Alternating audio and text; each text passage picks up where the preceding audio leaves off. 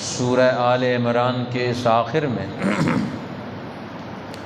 دنیا میں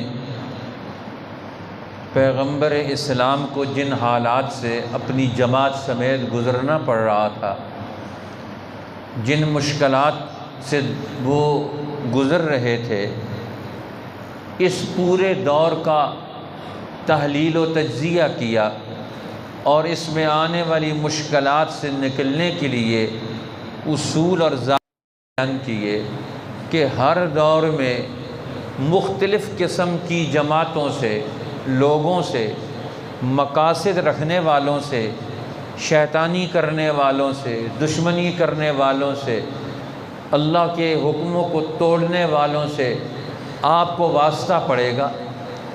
لیکن ہر جماعت کے اندر سے کچھ لوگ تھوڑے سے سچے بھی ہوں گے، ساروں کو ایک نظر سے نہیں دیکھنا چاہیے۔ جو مخالف ہیں، آپ کے مقابلے میں بھی ہیں، ان کے اندر بھی کچھ سمجھدار لوگ ہوں گے، ان سمجھدار لوگوں کو ان سے نکالنا یہ بھی ایک مقصد ہے کہ وہ آپ کی طرف آ جائیں۔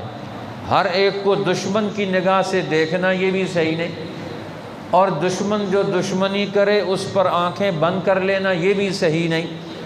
قرآن حکیم عقلی اور تحقیقی جائزہ پیش کرتا ہے، فرمایا وَإِنَّ مِنْ أَهْلِ الْكِتَابِ، اس وقت ساری سازشوں کا مرکز اس مرکز دین میں، مسجد نبوی اور مدینۃ الرسول میں، اسلام کی سب سے بڑی اور بنیادی ریاست جس کو رسول اللہ نے مدینہ میں قائم کر لیا، اب اس کے خلاف سازشیں کرنے والے اندر سے یہود ہے، منافقین ہے، اور باہر سے پہلے درجے میں مکہ کے سردار اور مکہ کے اور عرب کے نظام پر جابر اور ظالم حاوی قوتیں ہیں، بڑے بڑے سردار ہیں۔ اب یہ سارے آپس میں ملے ہوئے ہیں اور اس چھوٹی سی مملکت اور حکومت اور اس چھوٹی سی سچی جماعت کے خلاف محاذ گرم کیے ہوئے ہیں۔ کبھی پروپیگنڈا کرتے ہیں، کبھی جنگیں مسلط کرتے ہیں، کبھی ان کے مال کو نقصان پہنچاتے ہیں، اور کبھی دین پر، وحی پر، رسول اللہ کے کاموں پر اعتراض کرتے ہیں۔ مختلف قسم کا جو موقع ان کو ملتا ہے اس کو وہ جانے نہیں دیتے، ہر طرف سے دین کو، مسلمانوں کو، اس جماعت صحابہ کو نقصان پہنچانا چاہتے۔ یہود بھی، منافقین بھی، اور مکہ کے سردار بھی، اور عرب کے وڈیرے بھی، سب مل کر ان کا ایک مشن اور مقصد ہے کہ یہ چھوٹی سی سچی جماعت، یہ دین حق پر قائم ہونے والی، آج دنیا انسانیت کو، اللہ کے بندوں کو یہ صحیح رہنمائی کیوں دے؟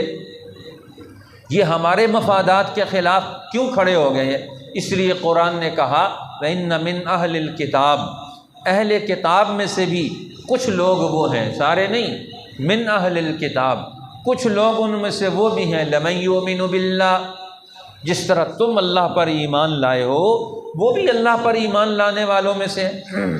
وَمَا أُنزِلَ إِلَيْكُمْ، اور جو اللہ نے ان پر کتاب اتاری، تم پر کتاب اتاری، دین بھیجا، احکامات بھیجے، ان پر بھی وہ ایمان رکھتے ہیں۔ وَمَا أُنزِلَ إِلَيْهِمْ، اور جو اللہ نے ان کو دین دیا تھا، پہلی تورات، انجیل اور زبور کی شکل میں، اس پر بھی وہ صدق کے دل سے ایمان رکھتے ہیں۔ اور ان کے ایمان کی خصوصیت کیا ہے؟ خاشعین للہ، وہ کسی مفاد، لالچ اور غرض میں مبتلا نہیں ہوتے، دباؤ میں نہیں آتے، جو اپنے دین کی سچی باتیں ہیں ان پر خود بھی کام کرتے ہیں، عمل کرتے ہیں، اور دوسروں کو بھی بتاتے ہیں۔ اور تیسری صفت ان کی قرآن بیان کرتا ہے، لا یشترون بآیات اللہ ثمنا قلیلا، جو اللہ نے آخری نبی کی بشارت سنائی ہے، خوشخبری سنائی ہے کہ آخر میں نبی یہ برحق آئیں گے، آخری نبی جو انسانوں کے سچے رہنما ہوں گے، صحیح رہنما ہوں گے، اور ان کی رہنمائی سے نتائج کیا نکلیں گے؟ وہ تورات اور انجیل اور زبور میں لکھے ہوئے وہ دنیا میں غالب ہوں گے، عدل قائم کریں گے، سچی جماعت پیدا کریں گے، اللہ کے سچے عبادت گزار بندے بن کر دنیا میں رہیں گے۔ یہ ان باتوں کو چھپاتے نہیں۔ اہل کتاب کی یہ گروہ جس طرح عبداللہ ابن سلام اور نصارہ کے اندر سے حبشہ کا بادشاہ، عیسائی بادشاہ، جو اسحمہ مسلمان ہو گیا تھا، جب رسول اللہ نے مسلمانوں کو حکم دیا کہ تمہارا بھائی حبشہ میں فوت ہو گیا، اب اللہ کے لیے، اللہ کے سامنے اس کے لیے مغفرت کی دعا کرو۔ اب مدینہ کے یہود کہنے لگے دیکھو ایک طرف تو یہ ہمیں مانتے نہیں، اور دوسری طرف ہم اہل کتاب میں سے کوئی مر جاتا ہے تو اس کا جنازہ پڑھتے ہیں، اس کے لیے دعا کرتے ہیں۔ حضور نے فرمایا نہیں، وہ تو ایمان لے آیا، حبشہ کا بادشاہ مسلمان ہو گیا، تو آپ نے اس کی جنازہ پڑھی مدینہ میں، اور اللہ نے اس کی میت کو آپ کے سامنے کر دیا۔ اس لیے اللہ نے اس کو بھی اعزاز بخشا کہ اس نے مسلمانوں کا تعاون کیا، مہاجرین وہاں گئے، حق بات کو قبول کیا، اپنی جماعت کے سامنے جو بڑے لوگ تھے ان کے سامنے اس کا تذکرہ بھی کیا۔ تو قرآن کہتا ہے یہ اہل کتاب جو ایسی صفات کے حامل ہیں، اللہ فرماتا ہے اولئک لہم اجرہم عند ربہم، یہ والے بھی اور تم بھی جو قرآن پر، پیغمبر پر ایمان لے کر آئے ہو، یہ اللہ کے سامنے اکٹھے ہوں گے، اللہ ان کو بھی ان کی مزدوری، بدلہ اور ثواب عطا کرے گا۔ اللہ کے ہاں سے کسی کا عمل ضائع نہیں ہوتا۔ ان اللہ سریع الحساب، اللہ جلد حساب لیتا ہے، حساب لینے میں دیر نہیں کرتا۔ اس لیے ہاں ایک وقت مقرر ہوتا ہے ہر چیز کا اللہ کے ہاں، جب وقت آ جاتا ہے تو پھر اس کی دیری نہیں ہوتی۔ ہر آدمی سے اس کی زندگی کے ہر عمل کا حساب لیا جائے گا کہ بتا تو نے کون سا کام صحیح کیا تھا، کون سا کام غلط کیا تھا۔ اس لیے ہر آدمی کو اللہ جل شانہ اپنے حکم، اپنے قانون، اپنے طرف سے آئی ہوئی شریعت کے ترازو پر قیامت کے دن تولے گا، کون صحیح اور کون غلط۔ دنیا میں آج ہمیں پتہ نہیں چلتا، ہر ایک آدمی کہتا ہے میں صحیح ہوں، دوسرا غلط ہے، ہر ایک آدمی اپنے آپ کو صحیح ثابت کرنا چاہتا ہے۔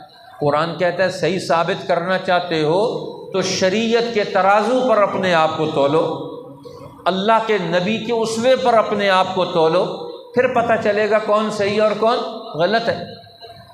پھر اللہ جل شانہ نے اس سورت کے آخر میں، آخری آیت میں پوری سورت کا خلاصہ نکالا کہ مسلمانوں کو دشمنوں کے مقابلے میں جن معاملات سے گزرنا پڑ رہا ہے، جن مشکلات سے گزرنا پڑ رہا ہے، قرآن حکیم کے نزول کے بعد جو مسلمانوں کی اجتماعی اور انفرادی ذمہ داریاں بنتی ہیں وہ کیا ہے، دین اسلام کا مستقبل کیا ہے، تمہارا مستقبل کیا ہے، یہ کس اصول پر تم اپنے آپ کو پرکھو گے۔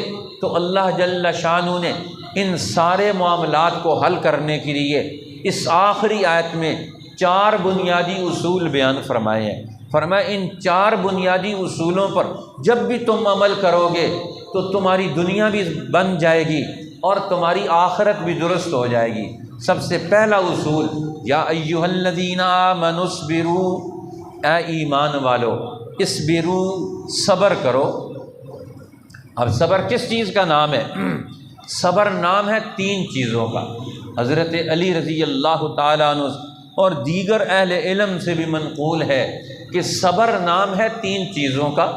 جب بھی قرآن حکیم صبر کی بات کرتا ہے تو صبر سے سب سے پہلا مراد یہ ہوتا ہے صبر علی الطاعات، نیکی کے کاموں پر ڈٹ جانا، جو اللہ کے احکامات ہیں ان پر ثابت قدمی دکھانا، مضبوطی دکھانا، غفلت نہ برتنا۔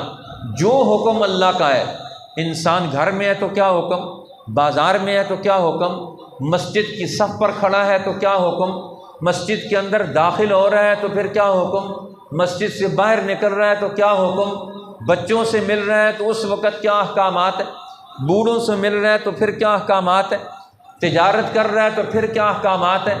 اب یہ مختلف قسم کے احکامات ہیں، ہر زندگی کے لمحے پر، مرحلے پر اللہ کا حکم انسان کی طرف متوجہ ہے۔ فرمایا اس حکم کا علم حاصل کرو، اس حکم پر ایمان لاؤ، اس حکم پر عمل کر کے دکھاؤ، اور عمل کرنے کا آخری نتیجہ کیا ہے، اصبروا، صبر کرو، ڈٹ جاؤ، ثابت قدمی دکھاؤ ہر نیکی کے کام پر۔ کسی قسم کی کوئی غفلت اور سستی کا مظاہرہ مت ہونے دو اپنے اندر سے، ہر وقت ثابت قدمی سے اپنے دین کے ہر حکم پر کھڑے ہو جاؤ، مضبوط ہو جاؤ۔ یہ صبر کی پہلی تعریف۔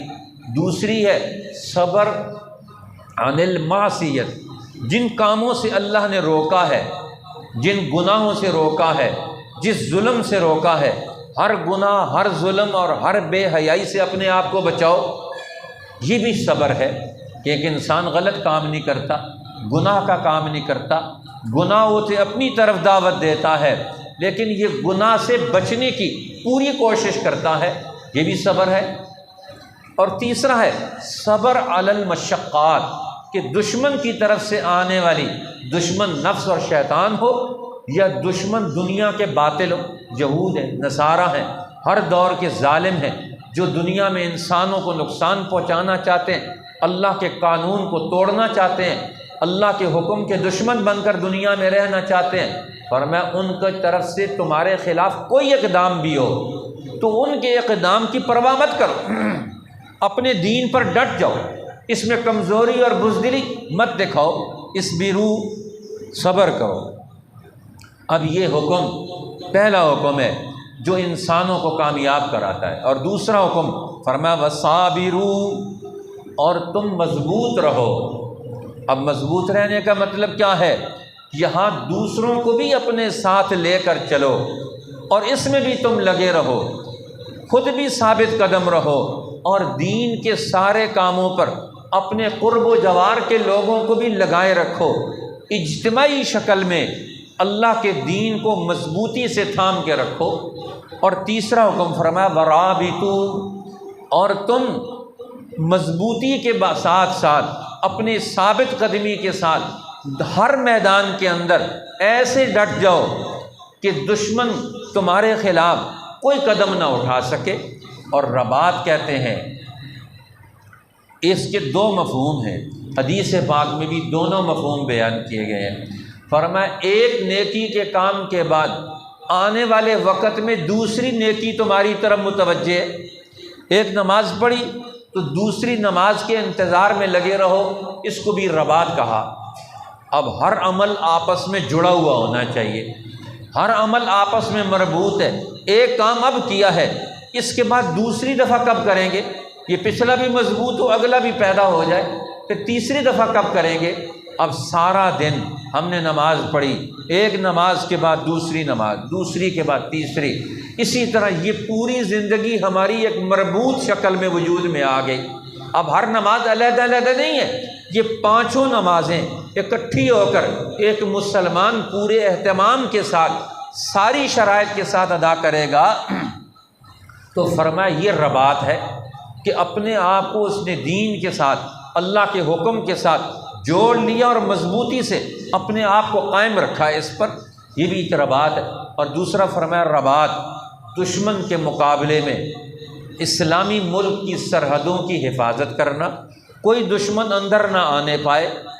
رباط یوم فی سبیل اللہ خیر من الدنیا وما فیہا، کہ اپنی مملکت کی پیراداری کرنا۔ فرمایا جو اپنے مملکت اور سرحد پر جہاں عدل و انصاف قائم ہو، اللہ کا قانون قائم ہو، لوگوں کے لیے آسانی ہو دین پر عمل کرنے میں، اس سرحد کی حفاظت کرنا کہ اس کو دشمن نہ توڑ سکے۔ مسلمانوں کی عملی زندگی میں کوئی دشمن باہر سے آ کر رکاوٹ نہ ڈالے، تو دین نام ہو گیا دو چیزوں کا، ایک ہے انفرادی اعمال، اجتماعی اعمال، گھر اور کاروبار زندگی، اس کو اللہ کے حکم پر لانا، اور دوسرا ان سارے اعمال کی نگرانی اور حفاظت کرنا، اس کا نام ہے سیاست، حکمرانی، خلافت کا نظام قائم کرنا، اور دشمن کے مقابلے میں ہر میدان میں اس پر نگاہ رکھتے ہوئے اس کے ہر منصوبے کو ناکام بنانا۔ اب آج مسلمان نیکی کا ایک کام تو کرتے ہیں، دشمن کے مقابلے میں شکست کھا گئے۔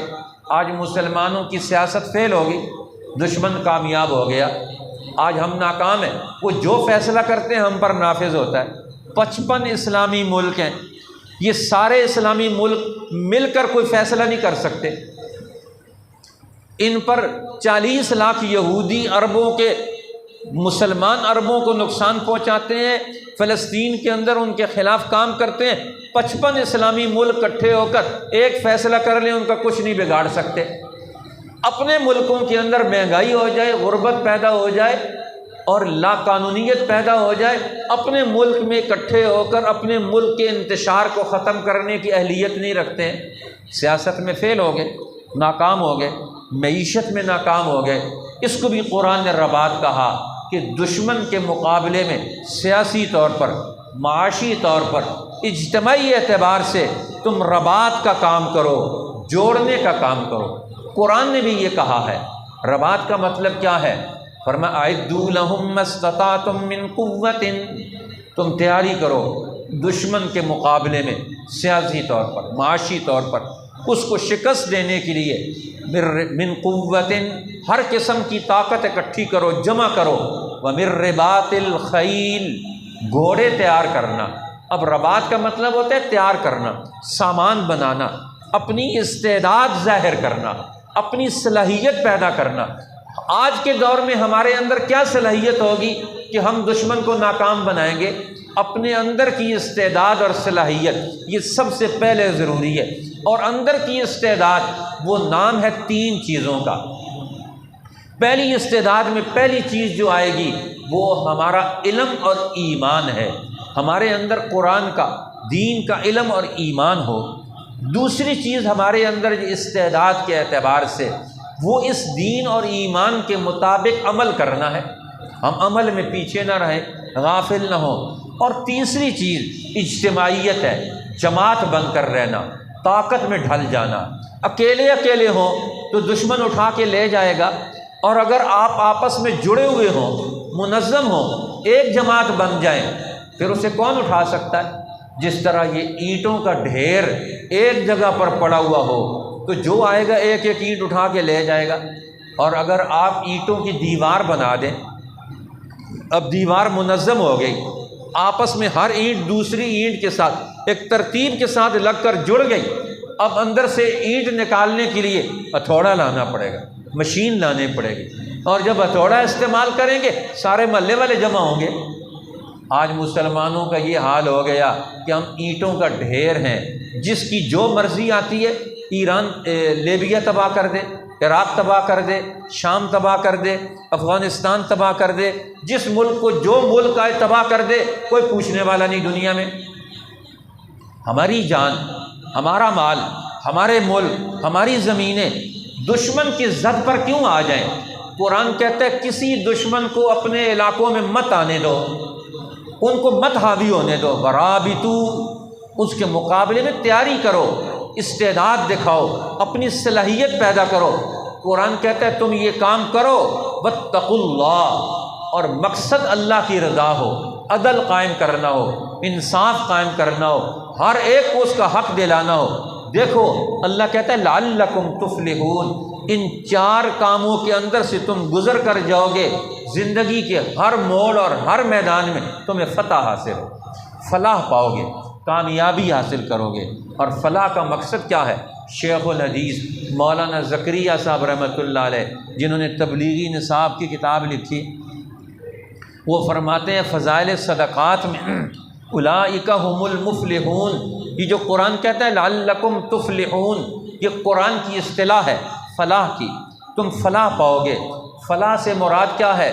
وہ لکھتے ہیں فلاح سے مراد ہے تمہیں دین بھی ملے گا، ایمان بھی ملے گا، عزت بھی ملے گی، مال غنیمت بھی ملے گا، سیاسی طور پر فتح بھی حاصل ہوگی۔ یہ دنیا اور آخرت کی ساری نعمتوں کا ملنا، یہ فلاح ہے۔ آج مسلمان کا نظریہ صرف یہ ہے ہم صرف آخرت میں کامیاب ہوں گے، دنیا میں کامیابی کا نظریہ ہی نہیں ہے۔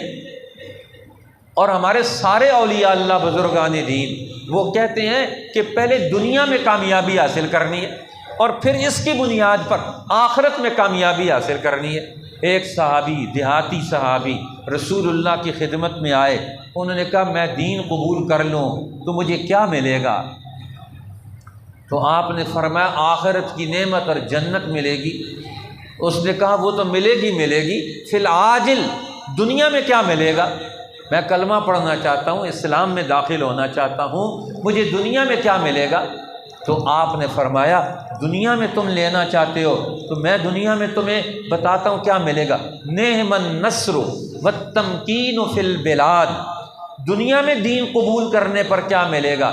نعم النصر والتمکین فی البلاد، اللہ کی طرف سے مدد آئے گی، خوب ترین مدد، والتمکین فی البلاد، اور دنیا کے ملکوں پر، شہروں پر، علاقوں پر تمہیں قبضہ اور اختیار دیا جائے گا، تمکین حاصل ہوگی۔ ایسی حکومت نہیں، چیز ہماری ہے استعمال نہیں کر سکتے، اس کو تمکین نہیں کہتے، تمکین کہتے ہیں ایسی حکومت کہ جس میں آپ ہر چیز کے فیصلوں کا اختیار آپ کے پاس ہو۔ آج دنیا کے 55 اسلامی ملک ہیں، حکومتیں ان کی ہیں، چیزوں پر اختیار نہیں، چیزوں کا استعمال نہیں کر سکتے۔ تو قرآن نے کہا لعلکم تفلحون، تم کامیاب ہو جاؤ گے۔ حدیث پاک میں آتا ہے کہ نبی کریم صلی اللہ علیہ وسلم نے ارشاد فرمایا کہ جس آدمی نے اپنی سرحدوں کی حفاظت، رباط یوم، جس نے رباط کو اختیار کیا اور دین پر ڈٹا رہا، تو اللہ جل شانہ اس کو دنیا میں فتنوں سے بچائیں گے، قبر کے عذاب سے بچائیں گے، اور اس کے اعمال میں اجر و ثواب میں اضافہ کیا جائے گا، اور اللہ جل شانہ اس مواظبت پر، دین پر استقامت کی وجہ سے اس کو دنیا اور آخرت کی ساری نعمتوں سے اس کو نوازیں گے۔ اسی طرح حضرت عثمان رضی اللہ تعالیٰ عنہ فرماتے ہیں، جو شخص ان سورہ آل عمران کی آخری آیات کی تلاوت کسی شب کو، کسی رات کو کر لیتا ہے، تو اللہ جل شانہ اس کی ساری رات عبادت میں لکھتے ہیں۔ ایک حدیث میں ایک تابعی کا یہ قول بھی نقل کیا ہے، جو شخص جمعے کے دن سورہ آل عمران کی ان آیات کو پڑھ لیتا ہے تو فرشتے رات تک اس کے لیے رحمت کی دعا کرتے رہتے ہیں۔ اسی طرح حضور علیہ السلام نے فرمایا، جو مسلمان کسی آیت کو، قرآن پاک کی ان آخری 10 آیات سورہ آل عمران کی رات کو پڑھ لیتا ہے تو اس کی رات عبادت گزاروں میں شمار ہوتی ہے۔ تو معلوم ہوتا ہے قرآن پاک کی سورہ آل عمران کی یہ آخری آیات بھی ہمیں بہت بڑا درس اور سبق دیتی ہیں۔